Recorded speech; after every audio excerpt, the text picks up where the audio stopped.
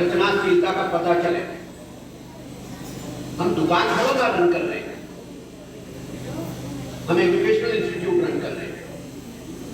बदलाव आई अपने टेम्परामेंट में। 2000 का मोमेंटो उठाकर चले आएंगे।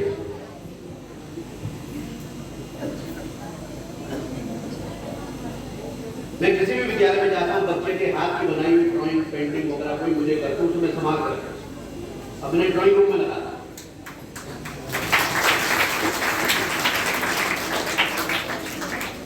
आज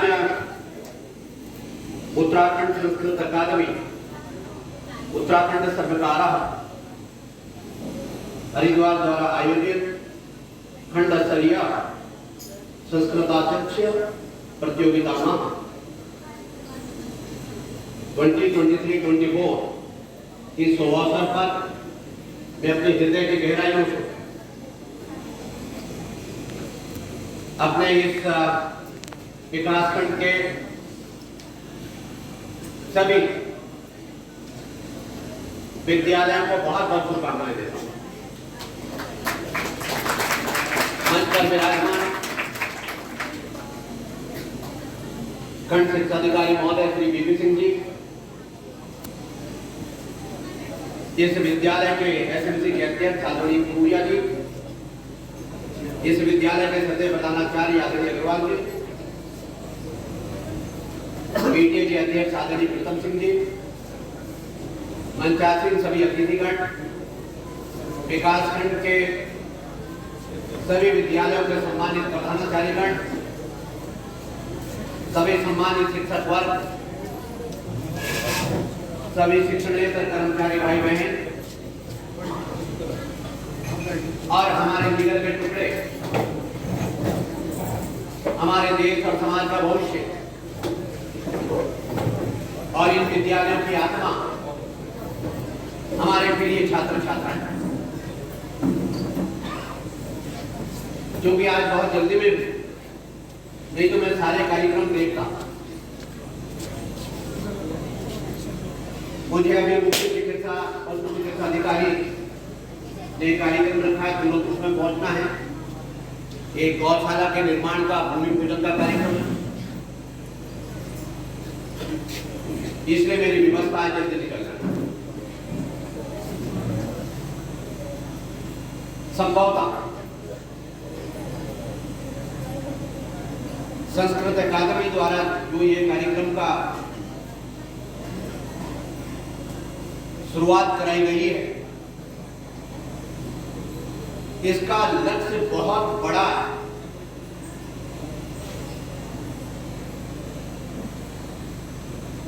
और दूरगामी दृष्टि से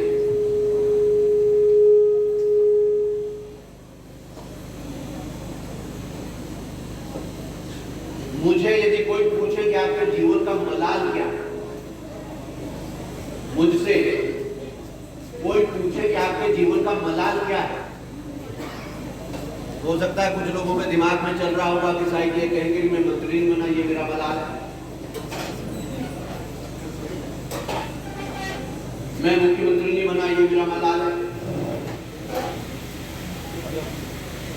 मैं बहुत संतुष्ट व्यक्ति हूं, लेकिन मुझे एक बात का मलाल है, और वो मलाल मेरा ये है कि मैं संस्कृत नहीं जानता। शायद यदि मैं संस्कृत जान रहा होता तो मैं दुनिया के किसी दूसरे शिखर पर,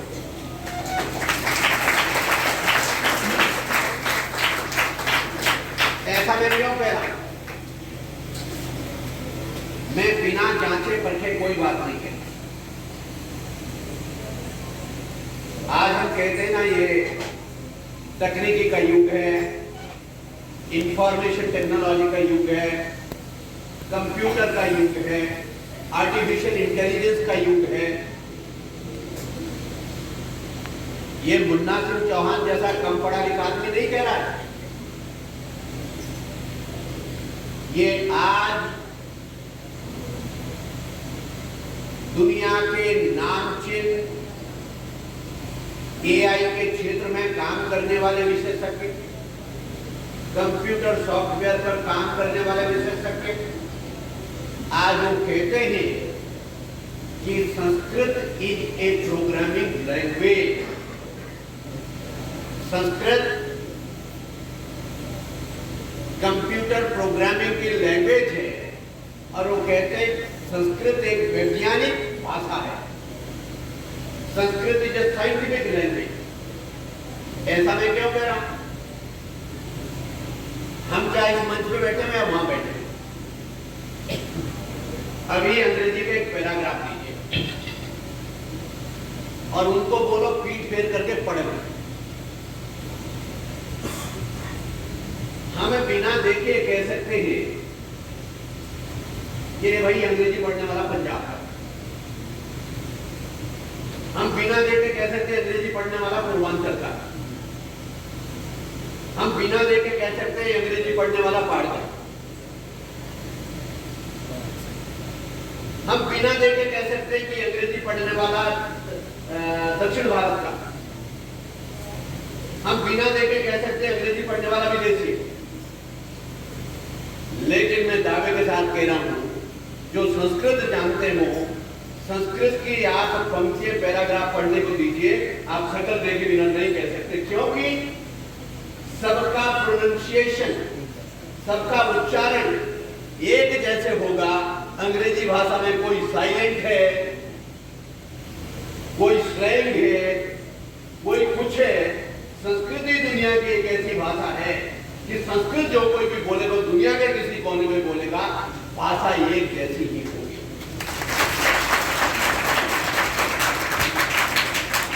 और उसका कारण होता है विज्ञान तो एक जैसा ही होता है। विज्ञान तो ऐसा होता नहीं कि भारत का विज्ञान, ये ऑस्ट्रेलिया का विज्ञान, ये अमेरिका का विज्ञान, ये जर्मनी का विज्ञान। इसलिए Sanskrit is a scientific language. इसीलिए संस्कृत को कहा गया है Sanskrit is the mother of all languages. बेटा मैं बच्चों ये कह रहा हूं कि संस्कृत सभी भाषाओं की जननी है। और आज भीमावाला में ही नहीं, विकास नगर में ही नहीं, आज हम पे 200 साल तक हुकूमत करने वाले, जो जुल्म ज्यादती करने वाले, हिंदुस्तानियों को अनपढ़ कहने वाले, जाहिल कहने वाले, डंडा लेकर के अंग्रेजी सिखाने वाले ग्रेट ब्रिटेन, आज मैं आपको जानकारी दे रहा हूं कि आज ग्रेट ब्रिटेन के अंदर, इंग्लैंड के अंदर तमाम सारे नामचीन पब्लिक स्कूल्स, नामचीन पब्लिक स्कूल, जैसे हमारे यहाँ नहीं कहते हैं दूर स्कूल का पढ़ा होगा, गणित का पढ़ा होगा, तो अपना पहले वहां से शुरुआत करता है। मैं डॉस्को, मैं नेपोलियन। आज ग्रेट ब्रिटेन के, इंग्लैंड के नामचीन पब्लिक स्कूलों में, अर्थात कॉलेज की बात नहीं कर रहा हूं, पब्लिक स्कूल, स्कूल जब मैं कह रहा हूं तो 10th standard, 8th standard, 6th standard, 9th standard इसकी बात कर रहा हूं मैं। आज उन नामचीन स्कूलों में, बहुत सारे पब्लिक स्कूलों में, वहां की कमिटीज ने, वहां के प्रिंसिपल ने, वहां के मैनेजमेंट ने निर्णय किया कि संस्कृत अनिवार्यता पढ़ाई जाए। तो ये संस्कृत भाषा का बढ़ता हुआ प्रभाव की तरफ मैं आपका ध्यान आकर्षित कर रहा हूं। आप सुबह के रेडियो ब्रॉडकास्ट तमाम सारे देशों में सुनिएगा।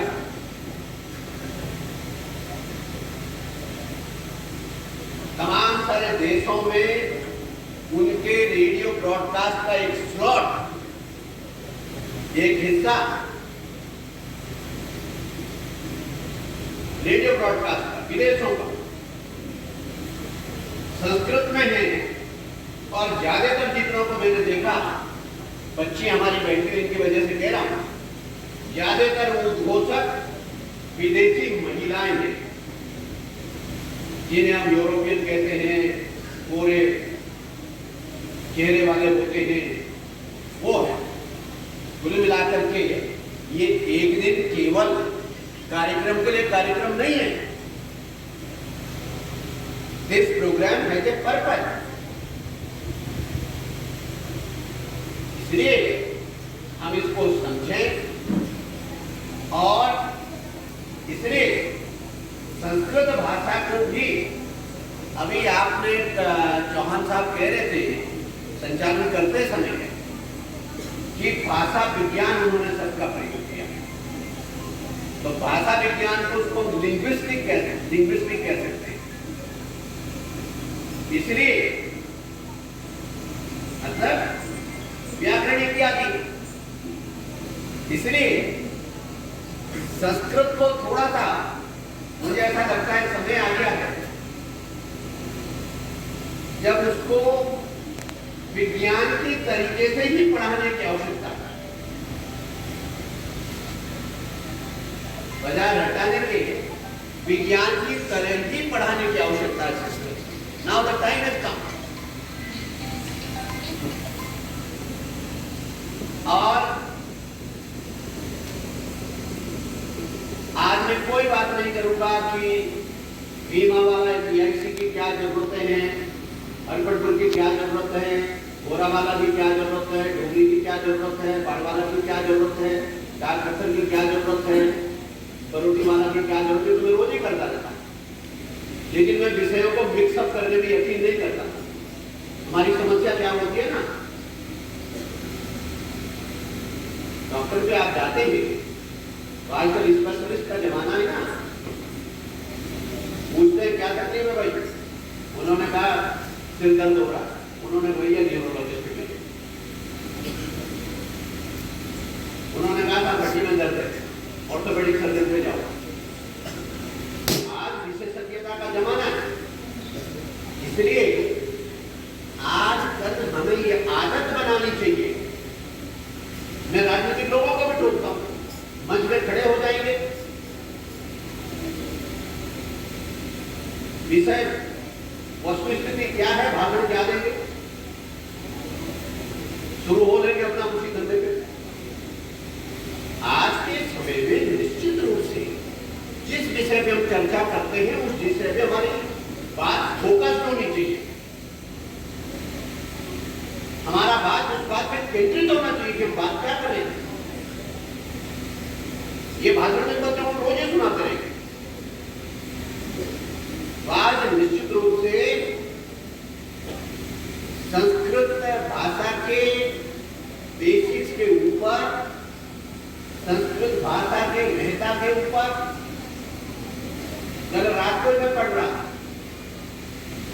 हिंदी अनुवाद ही पढ़ रहा, ये ऐसा नहीं है कि ये न्यूटन ने ही पहली बार देखा कि इसे ऊपर से कूदा तो नीचे आया। सर आइजैक न्यूटन तो बहुत बार में पिक्चर में आया। ये तो बाकायदा ऋग्वेद में लिखा हुआ है कि धरती का ऐसा आकर्षण है, लिखा हुआ है धरती का आकर्षण शक्ति है कि कोई भी चीज जो गिरेगी उसकी तरफ नीचे चली आएगी। तो this was the discovery, this was the beginning of the gravitational force, गुरुत्वाकर्षण की खोज तो क्यों थी, लेकिन अब क्योंकि वो संस्कृत में कहा गया, ऋग्वेद में कहा गया, तो उसे कह दिया गया तो ये तो कोई ढकोसलाबाजी होगा, ये तो श्लोक होगा कोई। आज दुनिया इन सब चीजों पर अनुसंधान कर रही है, इसलिए पारंगत बनाएंगे बच्चों को कि भारत का जो ट्रेडिशनल नॉलेज है, जो हमारा परंपरागत ज्ञान है, वेदों का, उपनिषदों का, गीता का, भागवत का, मैं कह रहा हूं ना, मैं हिपोक्रेसी में यकीन नहीं करता। मैं अपनी कमजोरी आपके सामने अनाउंस कर रहा हूं, घोषणा कर रहा हूं उसकी। मैं अपनी अज्ञानता को आपके सामने प्रकट कर रहा हूं। ये मेरा एक दुर्भाग्य है कि मैं संस्कृत नहीं जानता, इसलिए मुझे मुझे लगता है कभी भी भारतीय परंपरागत ज्ञान के उस मूल को समझने में कभी नहीं समझ पाएंगे। उसको समझना है कि उसको समझने का शस्त्र, उसका जो टूल है वो संस्कृत भाषा। इस सब हम लोग जानते हैं। मैं अपने हृदय की गहराइयों से अपने क्षेत्र के तमाम सारे बच्चों के, हमारे भविष्य, हमारे देश, हमारे समाज की धरोहर है। और बच्चों को मैं हमेशा कहता हूं, बेटा कभी भी दिमाग में ये हीन भावना नहीं आने देना चाहिए, अरे वो फलाने का पिताजी तो पैसे वाला है, मैं तो गरीब घर से आता हूँ, वो तो फलाना तो गाड़ी में आता है, मैं तो पैदल आता हूँ। बुद्धि का, प्रतिभा का, टैलेंट का, ज्ञान का, विवेक का, क्षमताओं का, इसका कोई होम एड्रेस नहीं होता, कोई होम एड्रेस नहीं होता।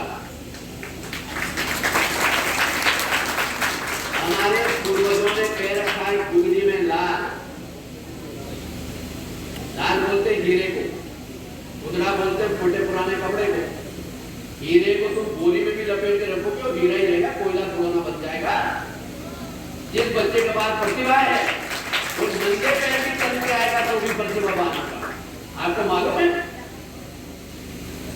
टाटा बिरला बचपन से उनके सबने नाम सुने।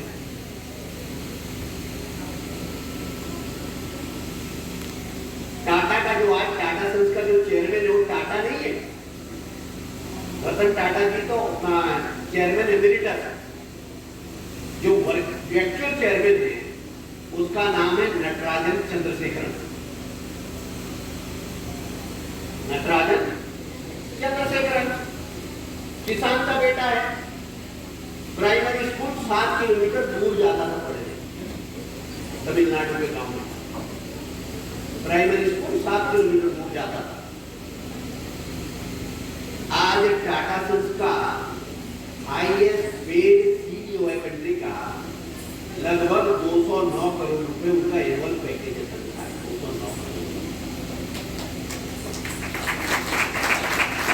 इतने नींद भावना कभी नहीं, तुम किसी से कम नहीं हो, तुम सब कुछ कर सकते हो। और एक बार थोड़े से नंबर कम आ जाए, वो हो जाए तो भी कोई बात नहीं, चलेगा। मुझे ही देखो ना कितने चुनाव आ रहा, लेकिन फिर भी मुझे विधायक अपने सोचता हार गया, लड़ना ही नहीं है तो कुछ ना बनता, ठीक है ना।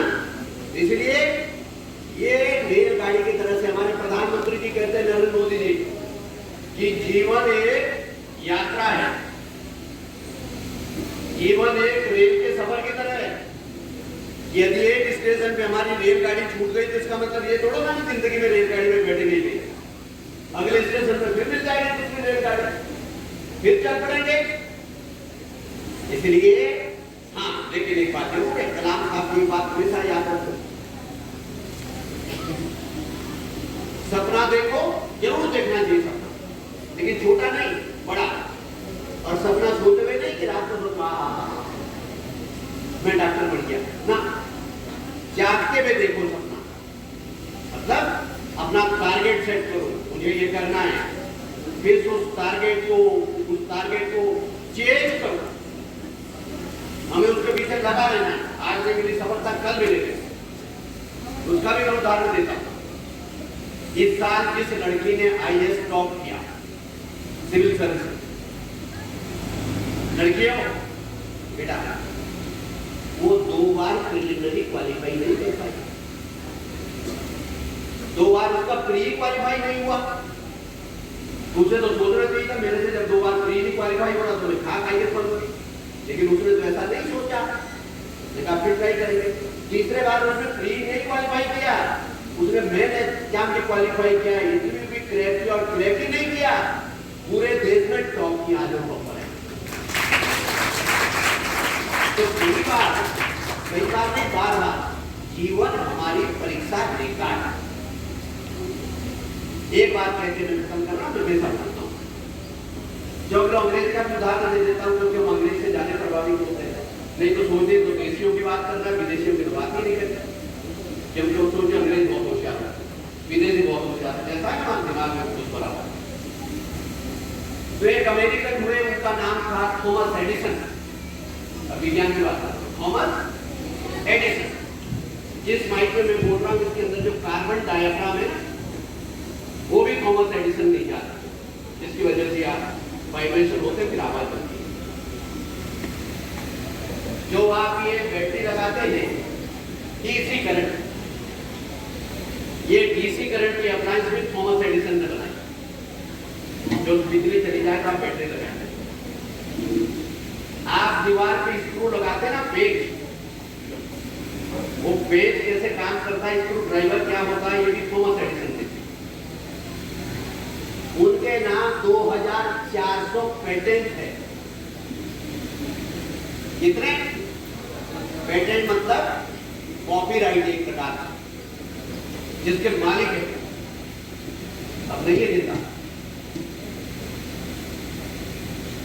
2400 कुछ। ऐसा कहा जाता है कि दुनिया में भारत में नहीं, पूरे दुनिया हर इंसान 2 घंटे में कुछ ना कुछ ऐसा करता है